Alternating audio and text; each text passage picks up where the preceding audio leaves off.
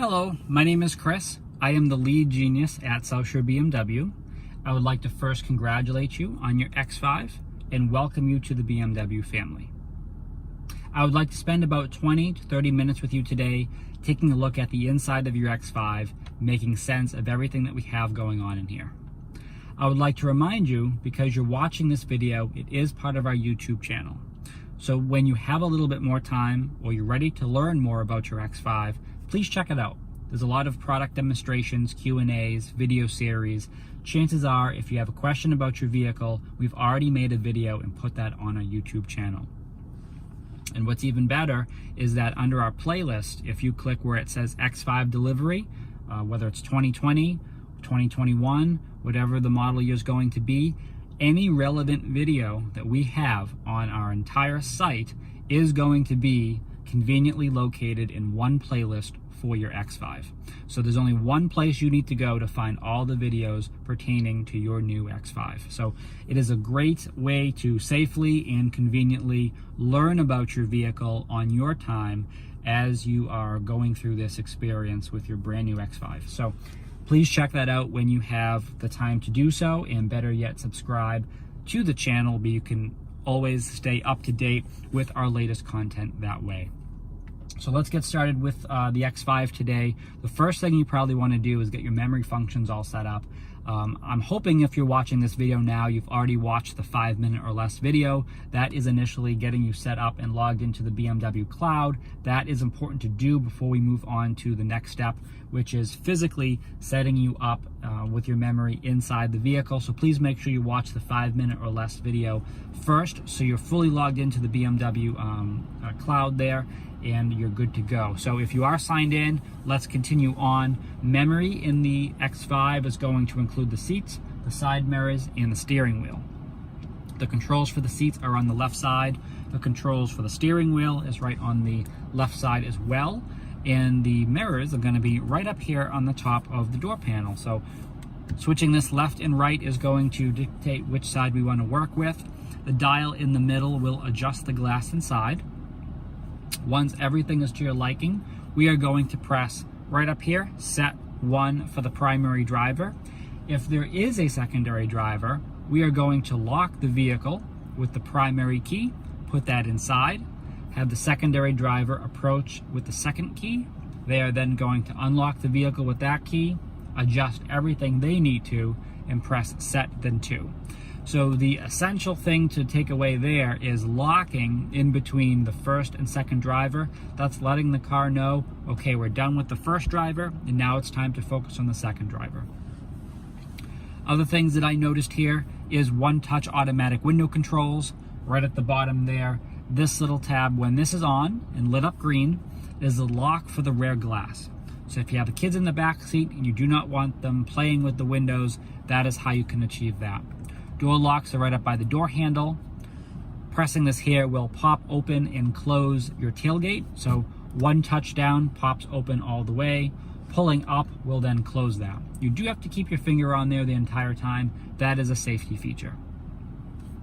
All the way down towards the floor there, pulling twice will release and pop open the hood. And right under the left vent here is going to be all of your lights. We're going to focus on the silver one in the middle. That is the auto. Keep that on, so lit up green, and you know it does everything else for you. The only other thing that you might need to control over there is the fog lights, was right on the side there. That will give you increased visibility to the ground. We're going to move right over to the steering wheel here. I know there's many different parts of this, so we're going to break this down to make a little bit more sense for you. We're going to start at the back, work our way forward, and we're going to start on the left side. So we do have our turn signal indicators. So one touch there turns on 3 times and then shuts off. If you do find yourself in a turning lane, going to push up a little bit more, you'll feel that click in, and then it will stay on the entire time. Simply one touch down, and that will deactivate that function. On the end of that stalk, you have 2 buttons. At the top, it says BC. That stands for board computer. When you push that in, we're going to focus on the right side of our live cockpit. You can see different content rotating through there.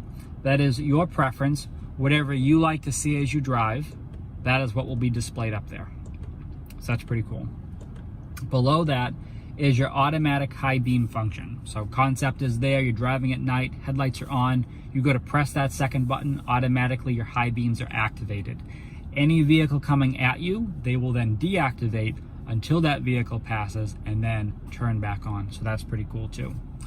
On the right side, we have our windshield wipers. So the auto function there. It is off. That is how we know there is no green light next to auto. Pushing up one position turns that on. That now lets us know that the windshield is now rain sensing. So depending on how fast you're driving, how hard it's raining, you will see that sensitivity increase and decrease. You do have a dial inside, fast at the top, slow at the bottom. You can manually increase and decrease the sensitivity of that auto function, which is a really convenient thing to have. The rear is on the end. We're going to line this up to the white line. So as it is now, you can see that it's off. If I pulled it up one position, it is now on, and I'm watching it go back and forth there. If I pulled it up, it would spray and keep it on. If I pulled it down, it would spray and keep it off. So that's like if you just want to clean it once. Pulling this whole thing towards you will spray and clean the front. Moving up a little bit further, we do have our paddle shifters on the left and right side. That's the plus and the minus there. If you do want a little bit more dynamic drive, sportier drive, you can manually switch through the gears. That is how you do that. On the face of the steering wheel, on the left side is cruise control, on the right side is entertainment, and right in the center at the bottom is going to be the heated steering wheel. In terms of the cruise control, the system is activated in the middle, so one touch there turns that on. Once you reach the speed you want to go, set is in the corner. If you brake, you deactivate the system, so resume and cancel is right on top. You do have that little plus and minus in the middle. That is how you increase or decrease the speed. One press up increases 1 mile per hour. Pressing and holding will increase in increments of 5. LIM is tucked in the corner there. That is a speed limit control. If you want to have some limits on the back roads, and let's say you don't want to go above 40, this will keep you in check and make sure that it provides some resistance so you do not go above that speed. If you do have the Driving Assistance Professional package, which is our level of a self-driving, that will make this look a little bit different. Some other areas will be filled in. You'll have different buttons. Please check out our YouTube site. We do have our Driver Assistance Professional video up there as well. And we actually have sub videos of that talking about Assist Plus and all the other great functions that technology provides you. So if you do have that upgraded equipment there for your cruise control, please check that out because that is really important to do so. On the right side is going to be our entertainment. So the plus and minus at the top, this is how we increase or decrease the volume. Arrows left and right is how we go to our next playlist. Microphone in the corner, that is how we activate our intelligent personal assistant. So one touch there. There we go. So then you can say things like, take me to Whole Foods, take me to Target, hey BMW, I'm hot, I'm cold, turn the heated seats on, call Chris. It's pretty much unlimited, so it's a pretty good system. It goes pretty deep inside the car as well, so I'm sure that you'll find that pretty convenient. Right in the center is our control for our media. So what I see in the head-up display is Sirius XM, FM, AM, and I'm using this little toggle switch to scroll up and down through that. If you do not have a head-up display or it's turned off, that content will be posted right on the right side of your live cockpit. So moving this up and down is how we go to the next option. So if I pressed into Sirius XM, I am then scrolling through all of my Sirius XM channels, which is pretty nice because this is pretty much a safety equipment. So keeping your eyes more focused on the road, I can do everything that I need to there, and I don't have to worry about the iDrive screen or what's going on in the center of the vehicle. So pretty good stuff there. The phone in the corner, that's how we answer phone calls or receive them. That's also how we disconnect them. If there is no active phone call and you press this, it'll bring up the list of recent calls. And that again will be in your head-up display if equipped or right down in your live cockpit. So that is the steering wheel. I hope that makes sense for you. We're going to go right over to the center of the X5 now. We're not going to look at the iDrive system. We do have our iDrive 7 video series up on YouTube. So I would highly recommend when you feel more comfortable going through the vehicle with the iDrive system, check that out, please, because we broke that down to include your media, communication, nav, car, apps, even a sub menu to the climate control system. So that easily could be, a few hours going through the iDrive system. We wanted to make this a little bit more manageable for you. So on your terms, when you feel ready, please view those videos and learn more about your iDrive system as you need to. So the physical elements of the hardware of the vehicle we're going to go over today is everything right in the center here. So we're going to start at the top. We have the hazards, and we have a green ring circling around the car. The green ring is your intelligent safety equipment. Green is good. It means everything is on. I'm going to press this here, and on the iDrive screen, I'm going to read to you everything that is standard equipment in the X5. So the very first thing is forward collision mitigation. That is looking at your collision with vehicles and people. So depending on which object is in front of you, you will see that in your head-up display if equipped, or down in the live cockpit, either a red car or a red person. So that's the visual component, followed by an audible tone, then brake intervention. And that's going to happen within milliseconds. So some customers come in and they say, hey, look, I saw it and then I braked and then we were good. Others come in and say, well, before I knew it, the brakes were applied and I came to a stop really fast and I didn't know what happened. So it really depends on the circumstances evolving around you at that time. So that is a great system to at least know that you have. This is followed with the lane departure warning. This is a system that works above 40 miles per hour. If you cross over the center lane or shoulder, it will vibrate the steering wheel as a reminder to you to get back to the center. However, you do have steering intervention built in, meaning it doesn't just vibrate this, but it physically brings you back to the center of your lane. If you don't like that, and I can understand it's a little unsettling to have the vehicle take over and pull you over, you can uncheck that to just have the vibration in the wheel, or if you prefer, you can deactivate the vibration as well. And last is the active blind spot. So this technology is going to be working above 15 miles per hour. You do have in your side mirrors little triangles. They light up orange if anyone is in your blind spot. So that's the first thing to be aware of. If you do cross into another lane and you don't see someone there, those orange triangles will begin to flash. You'll also get a vibration in the steering wheel. If you have that upgraded driving assistance professional package that we mentioned, you will also have steering intervention built in here as well. So again, all of this stuff you can modify, you can adjust, you can deactivate to a certain extent. The one thing you cannot modify or shut off is the forward collision mitigation. That is a legal issue there. That has to stay on. So anything else though, you can modify. And right below there is going to be our climate. So we have 2 temperature readouts there. That's how we know it's dual climate. And then all of our controls is nicely laid out right below it. So what we have is what you probably can't see on this side here is my heated seats, the front defrost, the rear defrost, and now we're getting into the core of the climate control system. So with auto on, as it is now, it is regulating where the airflow comes from and what the intensity of that fan speed is. So it's at 77 and it is doing everything that it needs to be doing.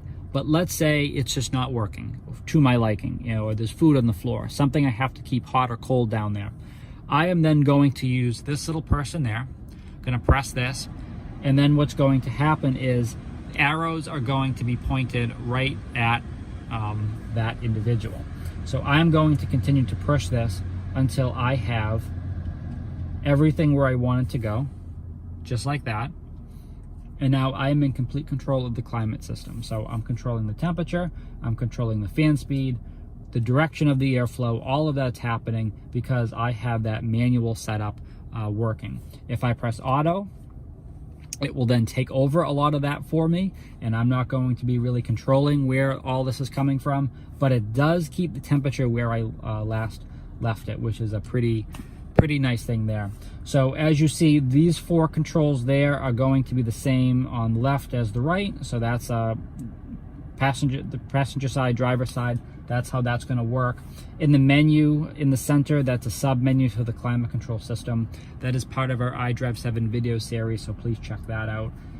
Over here to the passenger side, the little car is going to be recirculating the interior air or pulling fresh air from the outside. When it's off, you have fresh air being pulled in. That's how you know the difference. Max AC is basically the most efficient way of cooling down the interior. It will bring down the temperature to 60, put the fan speed up at the highest, so getting it nice and cool in the shortest amount of time. So that's our climate control system. Everything below here is going to be our multimedia, very similar to what we discussed on the right side of the steering wheel, except for the 1 through 8. Those numbers are referencing your memory keys to the iDrive system. So anything that you have highlighted in there, press and hold the number, and that's what gets saved down there. So that's pretty cool. So, 1 could be navigating home, 2 could be calling someone, 3 could be the news, 4 could be the weather, 5 could be tire pressure. If you find yourself going to the, in the iDrive system doing something often, just save it there. It's going to make your life much easier. And this worked with the climate control system as well. There is no actual sync button for the climate control to synchronize both sides, but there is digitally in there a sync tab. So you can save sync for number 8, and anytime you press 8, you synced the climate system. So it does work really well, so please check that out. Please have your key in the vehicle when you go to make those settings, just because we want to make sure the right content gets saved to the right key. That is something that unfortunately happens more often than we would like, is customers come in and unfortunately all of their settings that they just spent 20 minutes going through are now saved to the wrong key. So please make sure that you're mindful of that. Arrows going left and right, that is the same as the arrows here going to our next playlist. The control here is increasing and decreasing the volume. Pressing in will mute the audio system. What's probably cut out of range for you is the mode and the band. So mode is the same as the 3 lines there, again in your head-up display if equipped, or down in your live cockpit. It's going to show you your major media options. So think of things like satellite radio, AM, FM, all of that. So that is going to be our entertainment. Very similar to here again. Multiple ways of doing the same thing. BMW intentionally creates that experience for you in the vehicle, so it's your preference how you want to engage with the car. Going down a little bit further, it is important to understand that depending on the package you have on your X5, this little rubber pad here is going to be by default an NFC pad. So with your vehicle, you should have received your BMW digital key, which is an NFC card. That is the thing where you tap on the door handle to lock, unlock, place the card on the pad, foot on the brake, press the start stop. That's how you turn the vehicle on without your physical key fobs. That's called the BMW digital key. That is different from using the NFC technology inside of your smartphone, using Apple Car Key, anything like that. This is a different, very similar, same technology, but it's a physical card that comes with the vehicle. That pad is going to be that NFC pad. It doesn't mean you have wireless charging in the vehicle. One way of knowing that is if you know the packages that you have in the car, you would basically have that built in there. You'd know that if you look at the little graphic that is actually etched into the pad, if there's a little lightning bolt inside of the device that is etched in there, the lightning bolt means that you have wireless charging. So for a 2021 X5, which that is what we're in today, you would need to have the premium package in order to have the wireless charging technology. So that is one thing to keep in mind there. So that's how that's going to work down there. You do have the USB right in the middle. Cup holders are going to be right next to that as well. Coming down a little bit further, I know this is very shiny, so I'll do my best so you can see it. At the very top is traction off. If you did have the parking assistant package, additional cameras, that camera button would be the next one down. The P with the little cone, that is referring to your park distance control sensors. We call that PDC. They're automatic. As you get close to anything, they pop right up. You hear that audible tone, it gives you that warning. So if you're going through a drive-through, every morning at the same time, you know what you're doing, you know how tight the space is, but you also know that the system is going to be beeping at you every single morning. So one touch there is a quick way of silencing those alarms just to get you in there and out of there. So it gives you some peace of mind. If you do have the parking assistant packages, or you just want to manually activate your backup camera without actually being in reverse, pressing this again will give you some additional options on your iDrive screen. So that works really well there. A little bit further down is our engine start stop. So that's how we turn the vehicle on. And then at the bottom here is all of our driver experience controls. It does default in the comfort mode, which is a balance setting between Sport and Eco Pro. If you do jump up to Sport, you're going to have more horsepower, more torque, stiffens up the steering wheel, a much more dynamic feel. If you fall back to Eco Pro, it's going to be much more efficient. So using all of the efficient dynamic technologies that have been built into all of our BMWs. So that's pretty good there for efficiency. Really well if you were driving on a long trip, something like that.